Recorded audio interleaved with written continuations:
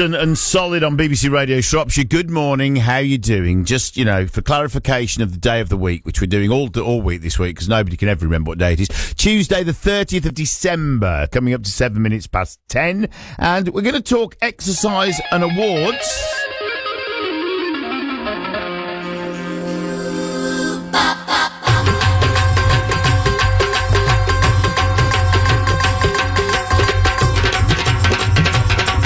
I have been joined in the studio by G, who is probably best known for Bhangra Fitness, right? You can talk. Oh, yes, I would say so. It doesn't work so well on the radio if you just smile and look wonderful. Okay, and Saroj is joining us as well. What's your role within the organisation? So I go to the classes, and also I'm G's probably biggest supporter. Right, okay, so you're here for moral support and as a member of what you're doing. Yeah. So, G, 2025, how has the year been for you in terms of your classes, personally, life? How has it generally been? It's been an amazing year, actually. I think at the end of the year you sit and look back and it's actually been incredible. So many things have happened. I started a new exercise class, which is the seated exercise and social, which I started in April. My class at the Anstice, that's grown and grown. My other classes have grown, and it's just been, everything's got bigger. Lots of exciting things have happened. We had Mr. Motivator pop up at a class. Yeah, well, of course, he was one of the judges on the Make a Difference Awards, which, yes, of course, you were nominated for. Yeah. And he did say to me that I wouldn't want to be a judge on a category like that because it's so difficult. Because everything has its own merits for being an award winner. Everybody does their special thing, and somebody's got to decide who gets the award. But also, everybody's highly commended, and we celebrate everybody that took part. And he did say to me that he might pop down. He literally gate crashed one of your classes without you knowing, didn't he? He did. Oh my gosh, I think my jaw hit the floor. It was the most amazing thing. So that was definitely a massive highlight of the year. So many things. So we had lots of socials within the class. We did an Easter workshop. We had afternoon tea. We've done loads of really nice things.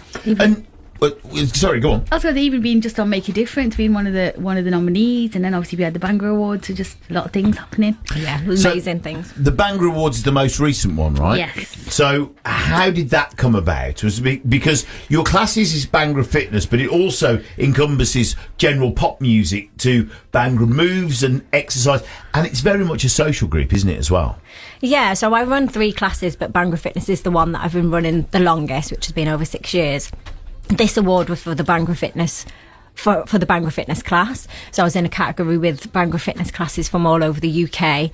And within the award ceremony, there was Bhangra Best Singer, Newcomer, Writer. There was lots of different categories.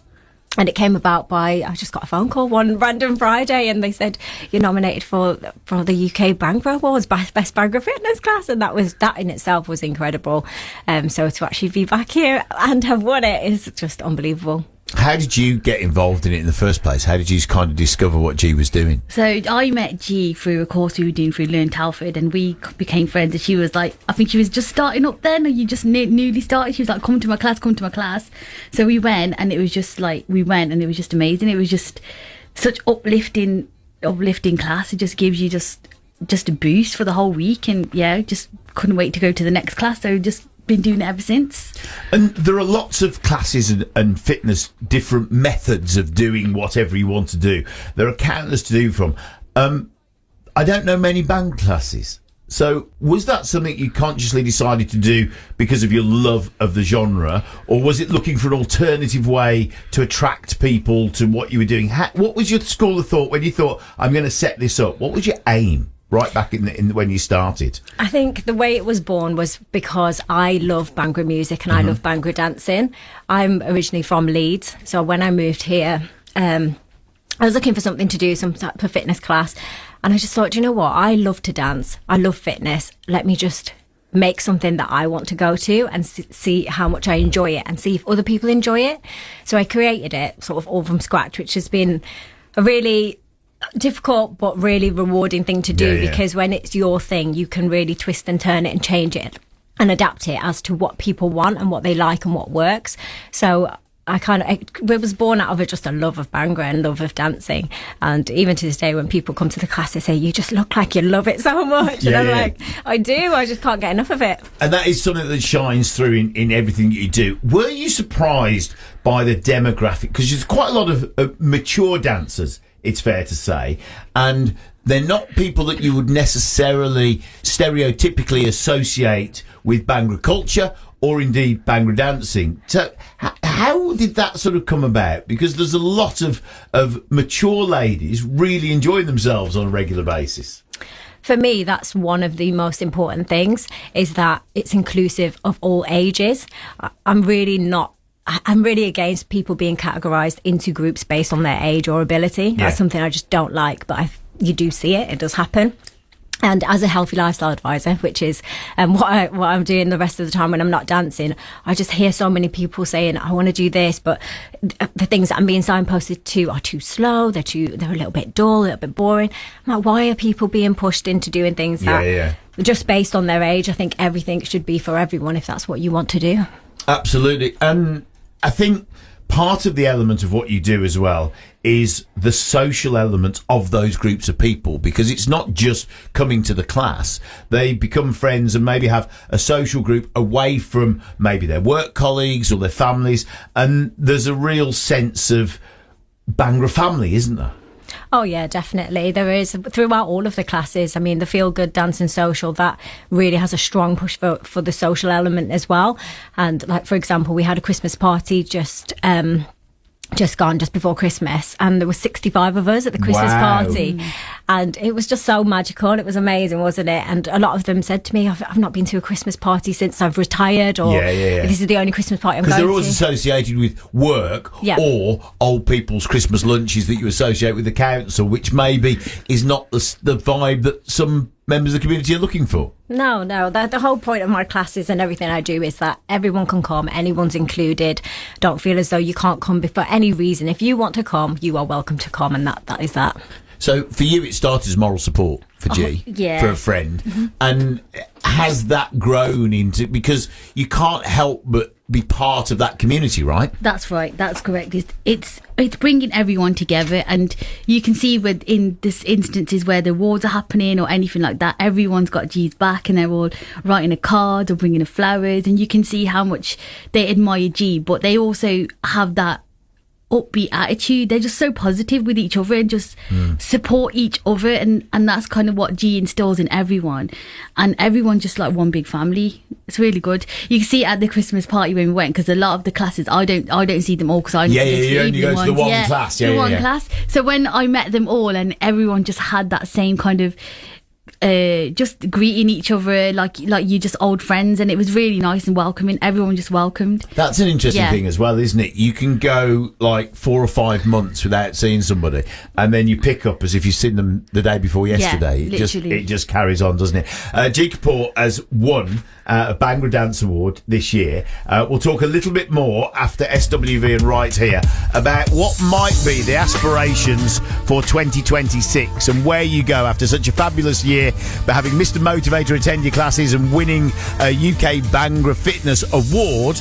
But what's next for the new year? We'll find out after this from SWV. It's Right Here on BBC Radio Shropshire. Paul Shuttleworth with you, 10 till 2. Jackson's Human Nature, that's SWV and Right Here from the mid-90s. It's 18 minutes past 10. Paul Shuttleworth with you. Great songs all the way. Go and play you some California Dreaming. Got some Climby Fisher on the way. And the latest single from Ray on the way as well. I'm joined in the studio by G Kapoor from Bhangra Fitness, who's won an award.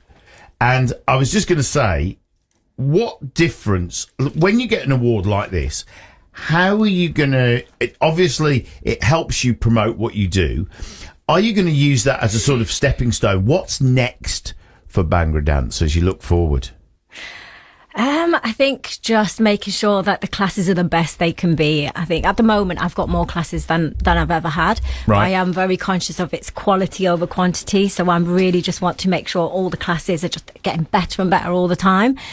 So at the moment, I mean, there may be more classes coming in the future, but obviously I run healthy lifestyle clinics as well, so I just want to make sure that all the classes are improving all the time, they're growing, and yeah, just want to share the Bhangra love and hopefully go into schools as well. That's something that I've done in the past that I'm really passionate about and really enjoy. So that's something I would like to do in the new year. What's the biggest challenge of sort of running your own fitness classes and doing what you do? What's the hardest bit or the bit you'd love somebody else to do for you? I don't know about the bit I'd like someone else to do for me, because I am a bit of a perfectionist. Okay, a control freak. That's where we're going with this. Yeah, no. But I think the hardest bit is just being very consistent. Right. It's the hardest bit, but it's the most essential part. That whether it's 30 degrees summer, whether it's -2 degrees, it's snowing, it's being consistent and being a class and a person that people know they can rely on. You're going to be there. Week in, week out, you're going to be there. I think that is something that takes some sort of like strength to be able to get there.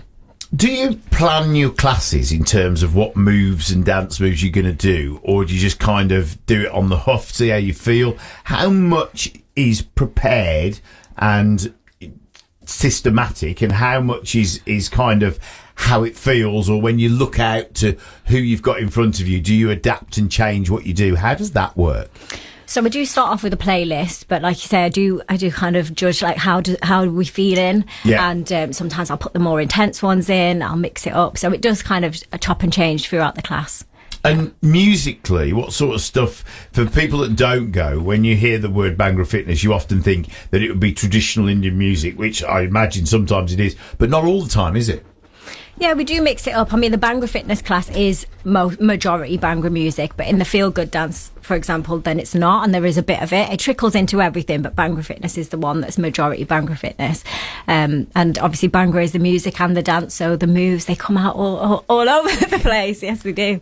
And of course, the pace of Bhangra dancing is very energetic anyway, which is why it works well for fitness. I've not seen too many relaxed, chilled sort of dances, but that may be just because I haven't immersed myself within the culture so much.